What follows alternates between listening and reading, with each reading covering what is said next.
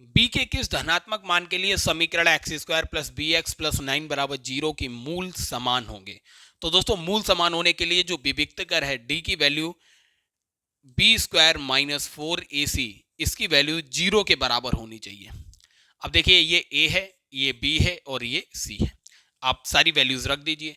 देखिए b की जगह क्या है, यहाँ b ये दिया हुआ है तो बी स्क्वायर माइनस 4 इंटू ए की वैल्यू क्या है, एक्स स्क्वायर का गुणांक क्या है 1 है, और c की वैल्यू क्या है 9 है, तो बस 9 रखिए बराबर 0। तो ये हो जाएगा बी स्क्वायर बराबर 9 चौक 36 हो गया।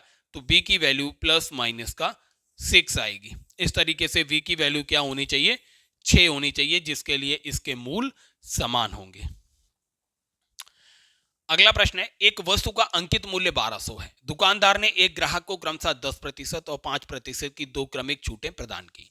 तो ग्राहक ने वस्तु किस मूल्य पर खरीदी। सबसे पहले कुल छूट निकालिए दोस्तों।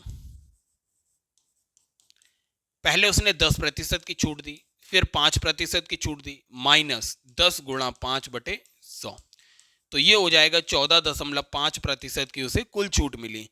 तो देय मूल्य कितना था, 1200 का 100 माइनस 14.5 हो जाएगा 85.5/100। डबल जीरो से डबल जीरो कैंसिल, 12 का गुणा 85.5 में करेंगे तो 1026 रुपए निकल कर आएगा। इस तरीके से दूसरा ऑप्शन बिल्कुल करेक्ट है। अगला प्रश्न है, एक बर्तन पानी से 1/4 भरा है। इसमें 10 कप पानी डालने पर बर्तन 3/4 भर जाता है। कप की परतों में बर्तन की धारिता आपको ज्ञात करनी थी। अगर दोस्तों देखिए दिया गया है एक बर्तन है, आपको बताना था इस पूरे बर्तन में कितने कप पानी आ जाएगा, जबकि दिया क्या गया था 1/4 पहले से ये भरा हुआ है, 1/4 पहले से भरा हुआ है। अब इसमें 10 कप पानी एक्स्ट्रा डाल दिया गया, तो अब ये कितना भर गया, अब ये 3/4 भर गया। मतलब दोस्तों 1/4 पहले से ही भरा था, अब 3/4 भर गया है। तो 10 कप में कितना भर गया, ये 3/4 माइनस 1/4, क्योंकि 1/4 पहले से भरा हुआ था, तो मतलब 2/4 जो है ये 10 कप में भर गया। मतलब 2/4 का 1/2 भाग जो है 10 कप के बराबर है। मतलब 10 कप में ये आधा बर्तन भर जाता है। तो पूरा बर्तन कितने कप में भर जाएगा, ऑब्वियस सी बात है 2 का गुणा कर दीजिए, तो पूरा बर्तन जो है 20 कप में भर जाएगा।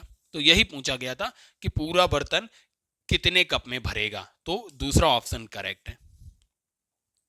अगला प्रश्न है, यदि 7, 12, 21 और x समानुपात में, तो x का मान ज्ञात करो। समानुपात का मतलब क्या होता है दोस्तों, यहां देखिए जो दूसरी संख्या है बटे पहली संख्या बराबर चौथी संख्या बटे तीसरी संख्या, इस तरीके से हो जाएगा। 7 तियो 21, तो x की वैल्यू यहां से निकल आएगी 12 तियो 36। समानुपात में होने के लिए x की वैल्यू 36 होनी चाहिए। पहला ऑप्शन बिल्कुल करेक्ट है।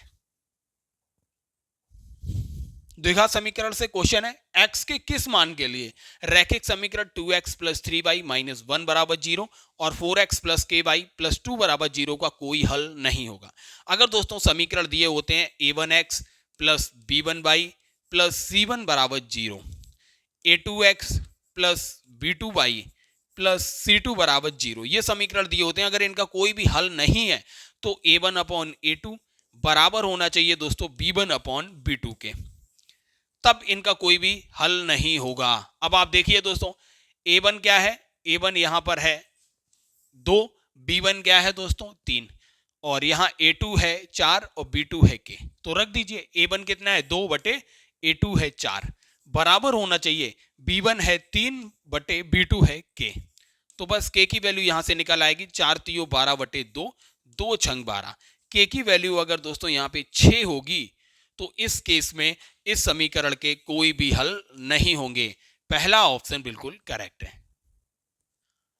अगला प्रश्न है, यदि एक बेलन का आयतन 256 पाई सेंटीमीटर क्यूब है और उसके आधार की त्रिज्या 8 सेंटीमीटर है, तो बेलन की ऊंचाई आपको ज्ञात करनी थी। अगर आप देखिए दोस्तों बेलन का आयतन दिया हुआ है 256 पाई सेंटीमीटर क्यूब, तो बेलन का आयतन होता क्या है दोस्तों, पाई आर स्क्वायर एच। तो वैल्यू रखिए 22/7 गुणा आधार की त्रिज्या 8 सेंटीमीटर थी, तो 8 गुणा 8।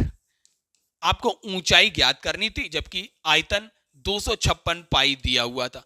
पाई से ये पाई कैंसिल आउट हो गया, पाई की वैल्यू रखनी नहीं थी, तो एच की वैल्यू इजिली मिल जाएगी 256/64। 64 से 256 दोस्तों ये 4 बार जाएगा, तो एच की वैल्यू इजिली मिल गई 4 सेंटीमीटर। इस तरीके से इसका दूसरा ऑप्शन करेक्ट है। अगला प्रश्न है, उस गोले का आयतन ज्ञात कीजिए जिसका व्यास 42 मीटर है।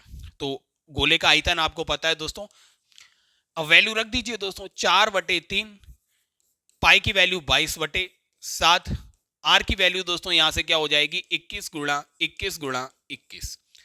अब इसको कट कर लीजिए, 7 3 21, 3 से 3 कैंसिल आउट हो गया, तो ये हो गया दोस्तों 22 चौक, ये क्या हो जाएगा दोस्तों 22 चौक 88 गुणा 21 हो जाएगा 441। 88 गुणा जब 441 करेंगे तो ये 38,808 मीटर क्यूब आएगा। इस तरीके से तीसरा ऑप्शन करेक्ट है। आप इसको मल्टीप्लाई भी नहीं करना है, यूनिट डिजिट से ही देख लीजिए, 8 एकम 8, यूनिट डिजिट कहीं भी 8 नहीं दी गई है, केवल तीसरे ही ऑप्शन में यूनिट डिजिट 8 थी।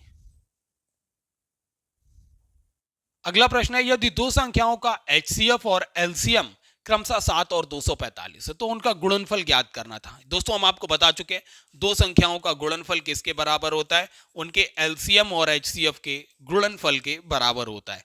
तो एलसीएम दोस्तों और एचसीएफ दिया हुआ था 7 गुणा 245, तो आप इसे इजीली हल कर सकते हैं, ये आएगा 1715। यही पूछा गया था दो संख्याओं का गुणनफल क्या होगा, 1715 होगा। चौथा ऑप्शन बिल्कुल करेक्ट है। अगला प्रश्न है, उस समूह का चयन कीजिए जिसमें मौजूदा संख्याओं के बीच वही संबंध है जो निम्नलिखित समूहों की संख्याओं के बीच दिया गया है। सेम रिलेशन आपको लगा के चारों ऑप्शन में बताना है कि कौन सा ऑप्शन करेक्ट है। अगर दोस्तों आप देखेंगे 21 और 9 इनको जोड़ेंगे तो आएगा 30, और 30 का आधा करेंगे आएगा 15, 15 का स्क्वायर करेंगे 225। ऐसे ही 4 और 6 को जोड़ेंगे आएगा 10, 10 का आधा करेंगे 5, 5 का स्क्वायर करेंगे 25। ऐसे पहले ऑप्शन में लगाइए 14 और 2 को जोड़ेंगे 16, इसका कर देंगे आधा तो आएगा 8, 8 का करेंगे स्क्वायर 64। अर्थात दोस्तों पहला ही ऑप्शन करेक्ट है। नेक्स्ट क्वेश्चन देखते हैं, ब्याज की गणना वार्षिक चक्रवृद्धि ब्याज के आधार पर करते हुए 11,000 की राशि पर 4% वार्षिक दर से 2 वर्ष में प्राप्त चक्रवृद्धि ब्याज आपको ज्ञात करना था। 2 वर्ष में कितना चक्रवृद्धि ब्याज मिलेगा, हम आपको बता चुके हैं दोस्तों। इक्विवेलेंट परसेंटेज का कॉन्सेप्ट यहां भी लगाइए। 2 वर्ष में देखिए कितना ब्याज लगेगा, यहां देखिए 4% पहली वर्ष, 4% दूसरी वर्ष, प्लस 4 गुणा 4/2, तो ये आ जाएगा 8.16% उस पर कुल ब्याज पड़ेगा। अब आपको कितनी राशि पर निकालना है, 11,000 पे निकालना है, तो कुल ब्याज कितना हो जाएगा, कुल ब्याज बराबर हो जाएगा 11,000 का 8.16%। आप इसे हल कर लीजिए, 00 से 00 कैंसिल, ये हो जाएगा दोस्तों 897.6 रुपया कुल ब्याज हो जाएगा। इस तरीके से पहला ही ऑप्शन इसका करेक्ट हो जाएगा।